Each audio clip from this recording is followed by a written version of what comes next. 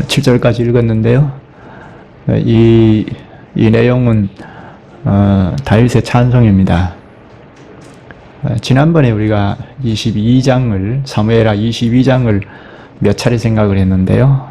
사무엘하 22장이 다윗의 찬송인데 오늘 23장 1절에서 7절의 내용도 다윗의 찬송입니다.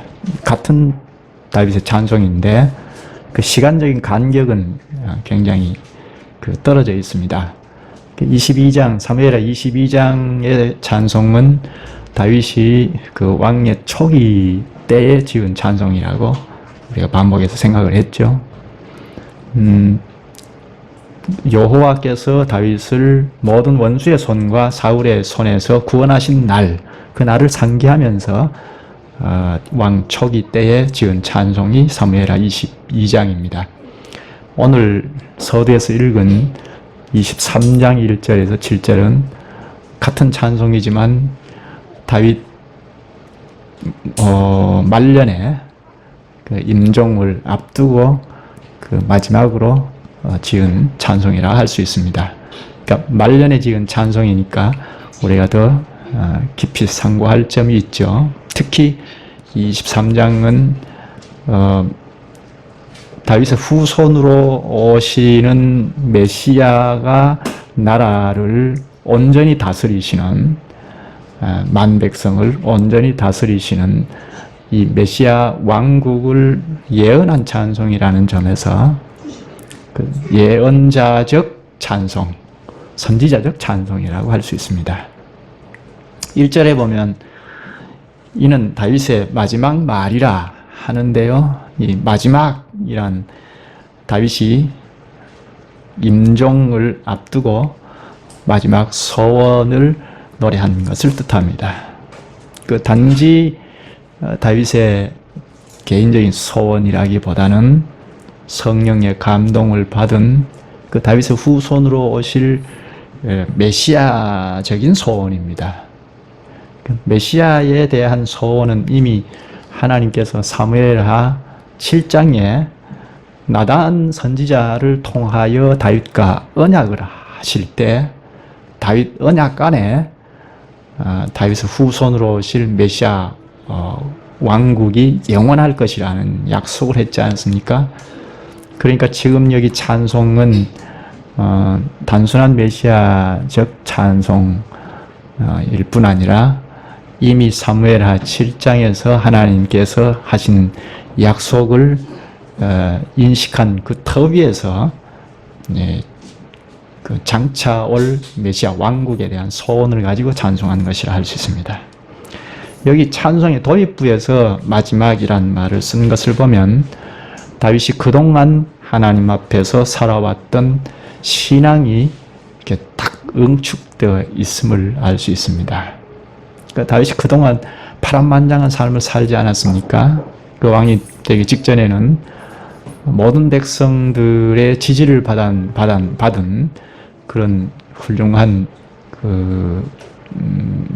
군사이죠. 용장인데, 믿음의 용장이었는데도 사울은 이를 끊임없이 시기하고 죽이려고 하고 했던, 그래서 죽음의 고비를 여러 차례 넘겼던 일이 있고, 그리고 하나님의 은혜로 그 사망의 현실에서 구원을 받아서 왕이 되었고, 왕된 다음에는 그 주변의 적들의 공격을 받아서 전투를 여러 차례 해야 하는 그런 일도 있었죠. 그때마다 하나님께서 전쟁에 승리하게 하셔서 여러 차례 승리를 거두었던 그런 일도 있습니다. 그리고 그 중후반에 가서는 밧세바로 말미암아 죄를 범하고, 그리고 그 죄를 은폐하기 위하여 그 밧세바의 남편 우리아를 살해하는 그런 엄청난 일도 저지르고, 그 때문에 하나님의 징계를 받아서 곤혹을 치르고 한동안 힘든 과정을, 징계를 받는 과정을 한참 겪기도 했죠.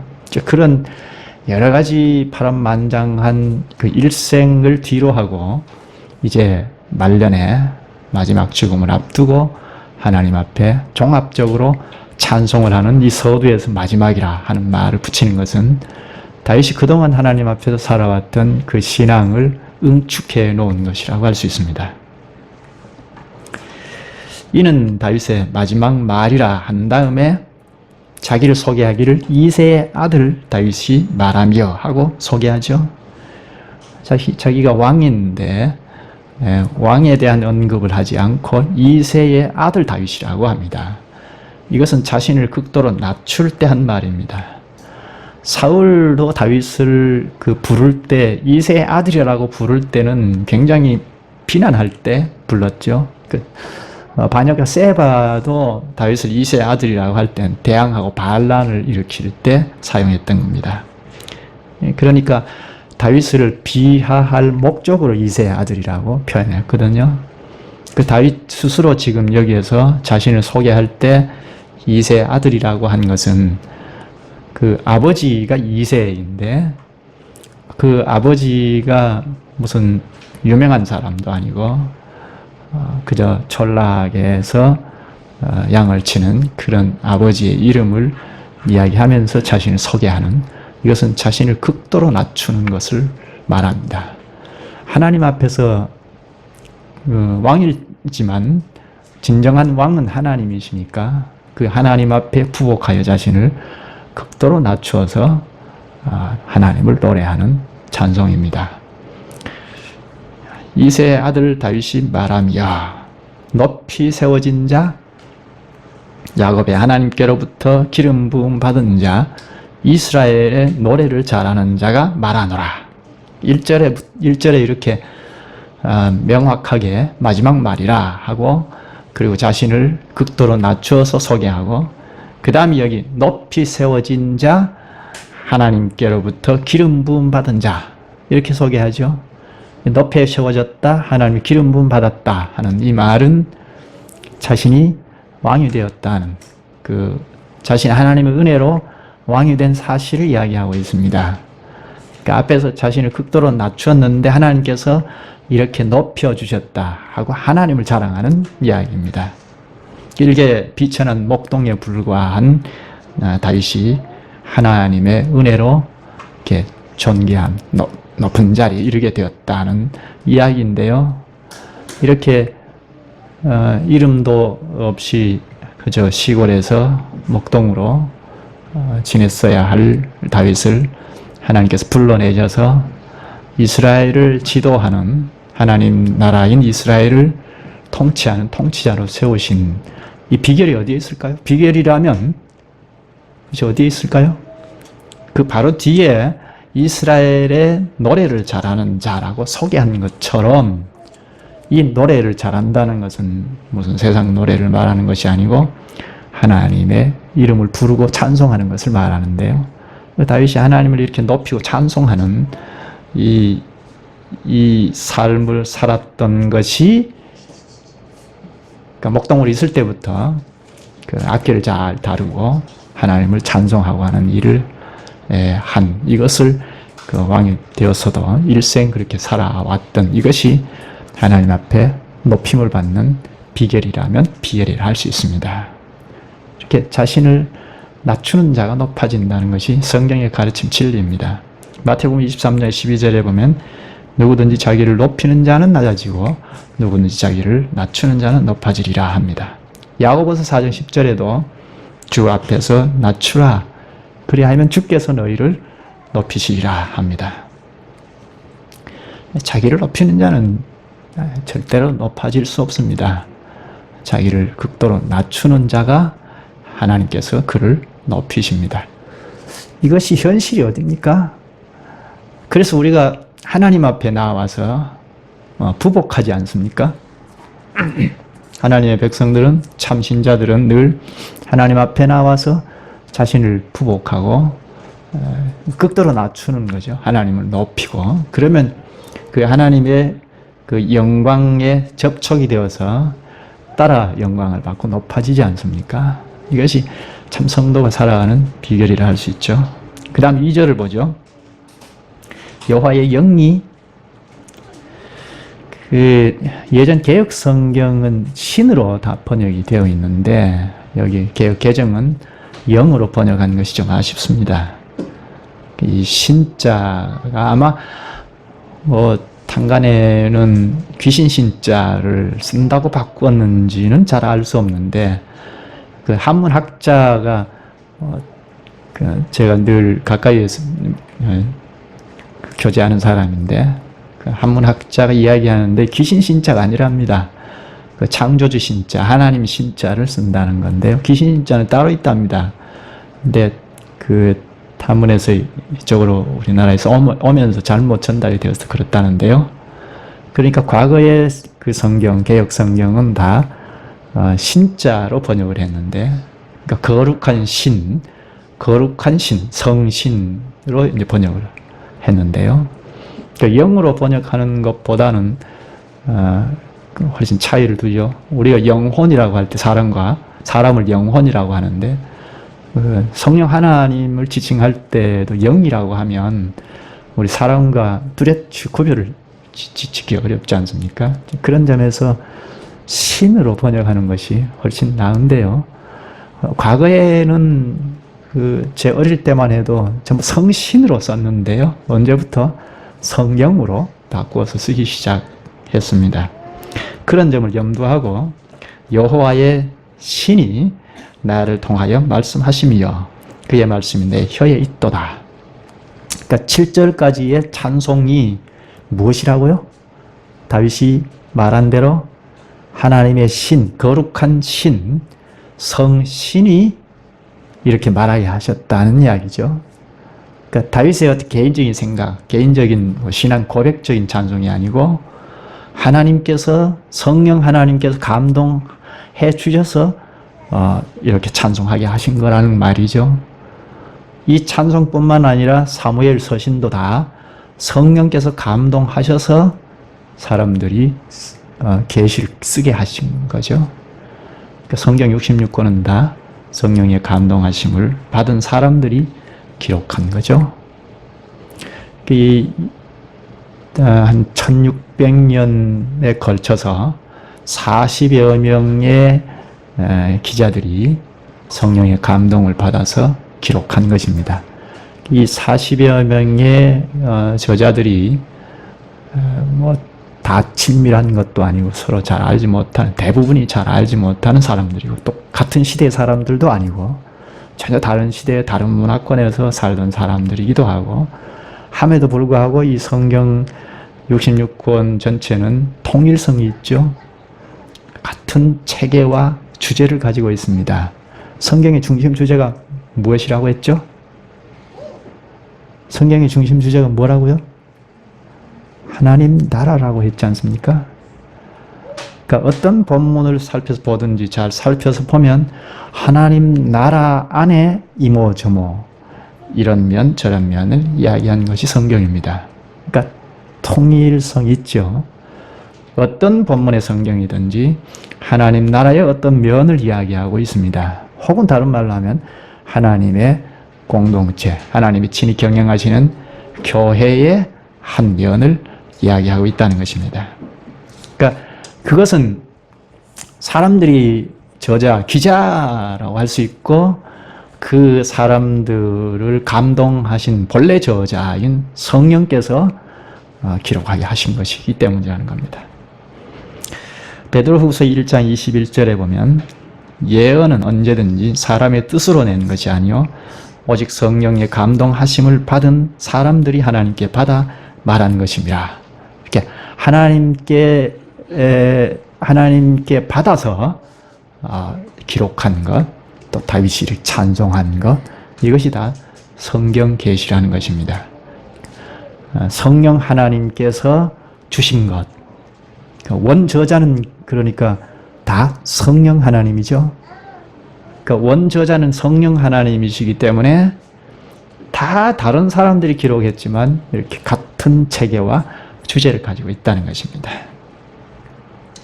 그러므로 이 성경을 대할 때, 이 성경을 바르게 해명한 설교를 대할 때 하나님의 말씀으로 대해야 맞죠? 누가 전하든지 또 누가 그 성경을 읽든지 그 성경 말씀은 다 하나님의 말씀인 것을 믿고 순종해야 하죠. 하나님 하나님의 말이니까 절대적인 권위가 있음을 알고 다 수용하고 믿어야죠. 순종해야죠.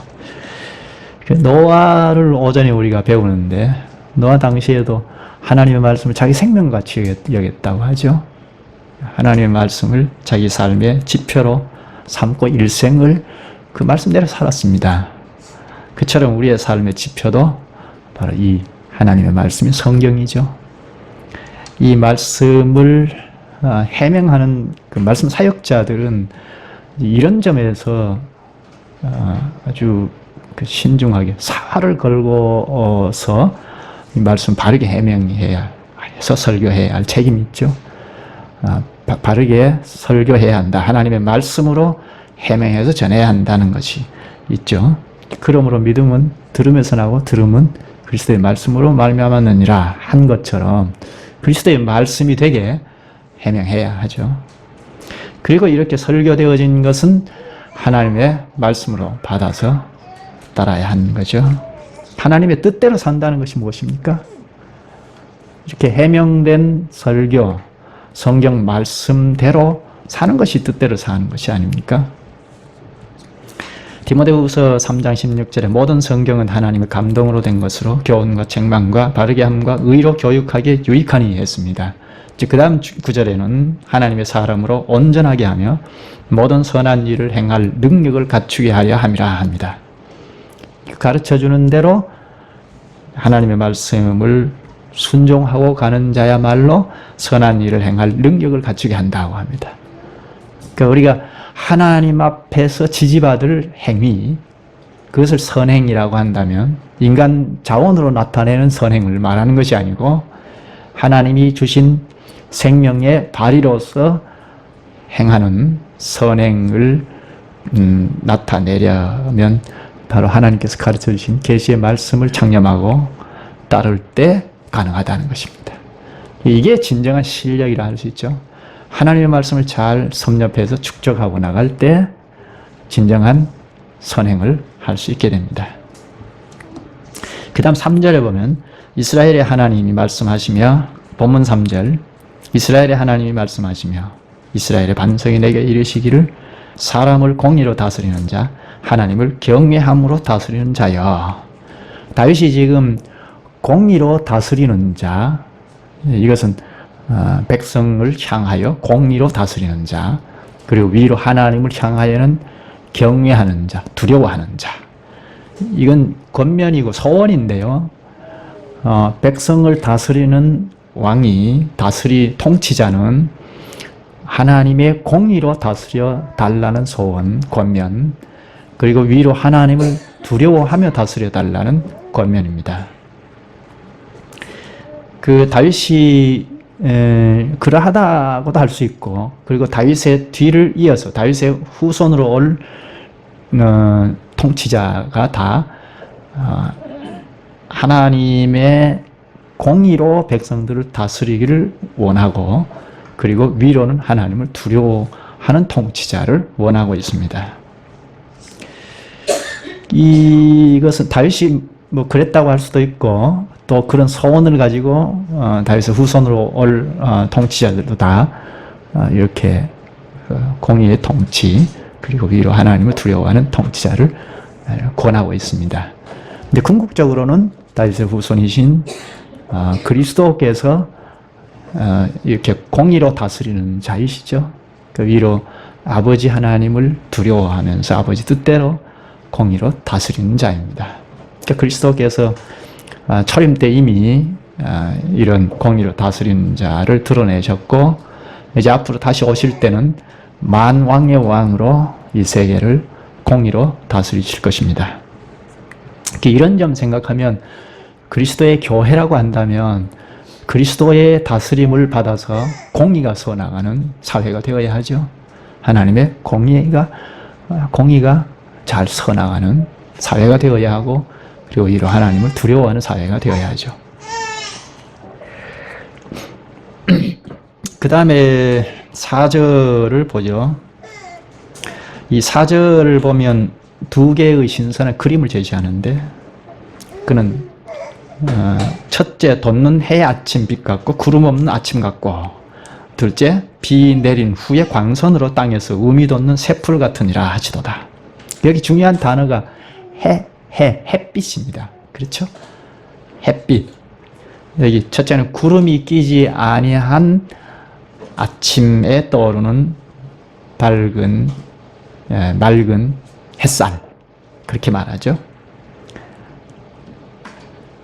그러니까 아침에 구름이 한 점 없는 가운데 떠오르는 햇빛을 우리가 생각해 보면 그 햇빛을 받는 우리가 청명하고 어떨까요? 아주 그 에너지를 받는 듯한 그런 기운이 돋죠.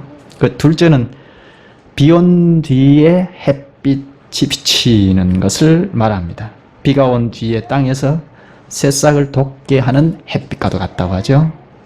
그 비가 온 뒤에 햇빛이 비치면 그 생명의 씨앗들이 다 음이 돋고 새 생명들이 자라나는 그런 그림을 연상할 수 있죠. 이런 왕을 지금 이야기하고 있습니다. 새 생명을 돋우는 왕을 지금 소원하고 있습니다. 햇빛 같은 왕을 소원하고 있습니다. 온 세상은 어두운 가운데 처해버려서 하나님과 단절됨으로 어두운 가운데 처해버려서 이런 빛이 오기를 기다렸죠. 지금도 기다리고 있습니다. 예수님께서 재림하셔서 이 세상을 통치하시면 마치 햇빛, 맑은 날의 햇빛 비추는 것과 같이 될 것입니다. 다윗은 지금 자신의 뒤를 이어서 이스라엘의 왕될 자 후손들에게 이와 같은 왕이 되어달라고 호소하고 당부하고 있습니다. 다윗의 후손으로 오실 장차 그리스도께서 이런 왕으로, 햇빛 같은 왕으로 오셔서 공의로 다스릴 것입니다. 다윗은 이렇게 공의에 기초하고 위로 하나님을 두려워하는 마음을 가지고 통치하는 자는 온 세상에 이렇게 새 생명력과 소망을 주는 빛과 같다고 선포한 다음에 자기 왕조가, 다윗 자기의 왕조가 하나님 앞에서 바로 이런 위치에 있음을 노래합니다. 볼까요? 5절 보죠. 내 집이 하나님 앞에 이같이 아니하냐? 하나님의 공의를 가지고 나라를 다스리고 위로 하나님을 두려워하는 왕이었다는 것입니다. 이같이 아니하냐? 하나님의 공의로 다스리고 위로 하나님을 두려워하는 왕이 되었다.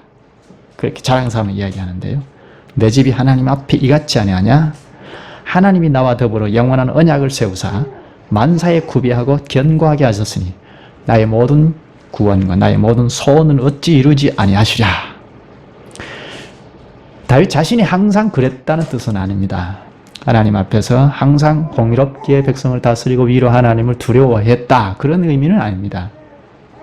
그런데도 자기 집안이 공의롭게 백성을 다스리고 위로 하나님을 경외했다 하고 말할 수 있는 것은 바로 하나님과 약속한 관계 때문입니다.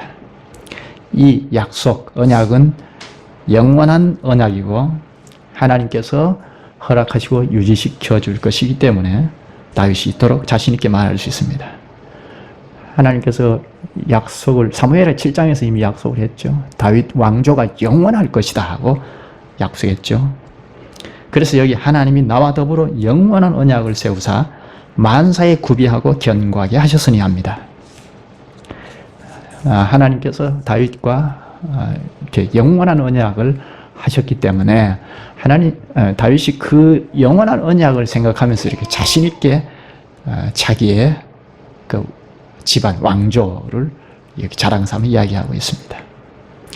7장 16절에 보면 7장에 다윗 언약이 있지 않습니까? 사무엘하 7장 16절에 보면 내 집과 내 나라가 내 앞에서 영원히 보존되고 내 왕위가 영원히 견고하리라. 이렇게 약속하셨습니다.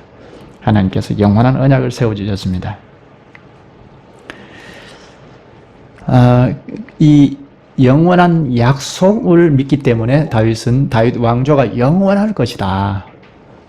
다윗 후손으로 올 통치자들은 공의로 백성을 다스릴 뿐 아니라 위로 하나님을 경외하면서 영원히 지속될 것이다 하는 찬송을 하고 있습니다. 그러나 사악한 자들은 모두 하나님께 버림받을 것이다 하고 그 바로 밑에 찬송합니다. 본문 6절에 그러나 사악한 자는 다 내버려질 가시나무 같으니 이는 손으로 잡을 수 없음이로다. 가시 돋친 나무는 지팡이로 쓸 수 없죠. 손으로 잡을 수 없잖아요. 하나님께서 마치 악한 자들은 이렇게 손으로 잡고 쓸 수가 없다는 겁니다. 하나님의 그런 노릇을 하는 자들은 이 가시 돋친 이런 자가 아니죠. 여기에 사악한 자라고 한 것은 바로 앞에 다윗이 그 약속을 전제하고 노래하는 것을 생각하면 하나님과 맺은 약속을 파기하거나 약속을 방해하거나 한 자들을 말하고 있습니다. 약한 자, 하나님과 약속 관계에 있는 이 약속을 파괴하는 자들 혹은 이 약속을 자꾸 지키지 못하게 방해를 하고 나가는 자들을 말하고 있습니다. 그런 자들은 통제할 수도 없고 그 누구도 설득할 수 없고 구제불능이라 할 수 있습니다. 그래서 7절에 당장에 불사른다고 합니다. 여기 번역이 좀 당장이라는 번역은 좀 지나친 번역인데요. 당장이라 잘못 번역된 겁니다. 확실히 불사른다는 뜻입니다. 그 사악한 자는 쓸모없는 가시나무처럼 내버려져서 철저히 불사름을 당할 것이라는 말입니다. 비록 즉각적으로 당장에 심판이 단행되지 않더라도 더딜지라도 확실히 심판이 행해질 것이라는 말입니다. 이런 악인들은 그리스도께서 오시면 종말에 철저히 심판을 하시죠. 재림 때 악한 자들이 불로 심판을 받을 것입니다. 그런 날에 성도들에게는 그리스도 안에서 가진 소망이 모두 성취가 된 때입니다. 악인들이 심판받는 그날 성도들은 소망했던 날이 됩니다. 다윗은 앞으로 도래할 메시아 왕국에서는 완전한 왕으로 오실 메시아를 통해 의인에 대한 보상, 의인들의, 그러니까 하나님의 백성들, 성도들에 대한 보상을 이야기하고 그리고 악인에 대한 심판이 반드시 이루어질 것을 확신하면서 노래합니다. 의인들, 성도들에 대한 보상이 이루어질 것이고 그 완전한 통치자 그리스도께서 오시면 악인들은 철저히 심판당할 것이라는 노래를 합니다. 그 날이 바로 그리스도께서 다시 오셔서 세워지는 나라, 왕국입니다. 완성되는 세계라 할 수 있죠. 이 그리스도의 왕국은 이미 그리스도께서 초림과 함께 우리들 중에 이미 임했습니다. 그리스도를 믿음으로 그리스도와 연합하게 된 몸체, 그 몸체는 이미 천국의 기관이라 해서 천국이 임한 거죠. 그리스도의 몸체에 참여한 교회원들은 다 천국 백성이라 하죠. 그래서 우리는 그리스도의 나라의 시민으로 살아가고 있습니다. 그리스도의 다스림을 받아가는 참 성도들은 다 구원의 백성으로 그리스도의 백성으로 살아가고 있습니다. 그러나 우리가 마치 이중 국적자와 같이 아직 이 세상에 걸쳐 있습니다. 그렇죠? 그리스도의 나라에서 살지만 이 세상에 걸쳐져서 살아가고 있습니다. 이런 세상에서는 사탄과 그의 졸개들이 연합을 해서 이 참 그리스도의 다스림을 받아 살아가는 자들을 끊임없이 위협합니다. 공격을 하고 위협하고 올무를 놓아서 넘어뜨리려 합니다. 그러나 그리스도께서 다시 오시는 그날에는 이 세상의 악한 자들은 심판을 받아 멸망하게 될 것입니다. 동시에 정의롭고 은혜로운 그리스도의 나라가 이 세상에 온전히 성취될 것입니다. 그러므로 우리는 그리스도께서 왕이 되셔서 이 세상 모든 것을 통치하시고 주관하시는 그 나라가 속히 임하기를 소원하는 것이 맞죠. 주님 좀 천천히 오십시오. 여기 살만하고 재미가 있습니다. 이러면 안 되죠. 참 신자들은 그렇지 않습니다. 주님 오시옵소서. 우리가 이 세상에 참 신자로 경건하게 살아가면 살아갈수록 이 세상은 우리가 살아갈 적합한 땅이 아니라는 것을 고백하지 않습니까? 그렇죠. 그러니까 주님 어서 오시옵소서 하는 고백을 하면서 살아갈 필요가 있죠. 다만 우리가 그리스도께서 오심을 당길 수는 없으니까 또 천천히 오십시오 이렇게 할 수 없고, 우리가 할 일은 오직 이 세상의 악한 풍조들로부터 우리의 순전함을 온전히 지키면서 주님께서 주신 복음의 전도자의 사명을 충실히 감당하고 있으면 됩니다. 그러면 하나님은 이 세상의 불의한 세력들을 속히 멸하시고 자신의 나라를 온전히 성취하셔서 거기에 우리를 참여시키실 것입니다. 네, 여기까지 하시죠. 자비하신 주님, 주님께서 저희들을 이 세상에서 구출하여 그리스도의 나라를 옮겨주셔서 살게 하시니 감사합나이다. 그리스도의 지도를 받아서 살아가면 갈수록 참으로 이 세상은 우리가 발붙여서 영원히 살 수 없는, 도무지 기대할 수 없는 나라인 것을 알게 되옵나이다. 하나님께서 그리스도를 왕으로 세우셔서 공의로 다스리는 그 주님의 나라를 기대하지 않을 수 없사옵나이다. 이미 그리스도께서 초림하심으로 도래한 그분의 나라 안에 저희들이 참여하였기에 그리스도의 몸을 잘 구성하는 가운데 그리스도의 시민답게 공의가 서는 사회로 저희들이 형성하여 건설해 나가며 위로 하나님을 경외하는 교회로 건설해 나아갈 수 있는 저희들이 되기를 원하옵나이다. 그리하여 이 사회가 그리스도의 법이 잘 세워지고 그리스도의 권위가 높이 세워지고 질서가 서는 교회로 서나가기를 기하는 저희들이 되기를 소원하옵나이다. 이런 자태를 취하고 나갈 때 그리스도께서 언제든지 도둑같이 오실지라도 주 예수여 오시옵소서 하고 맞이할 수 있을 것이옵나이다. 예수님의 이름으로 기도하옵나이다. 아멘.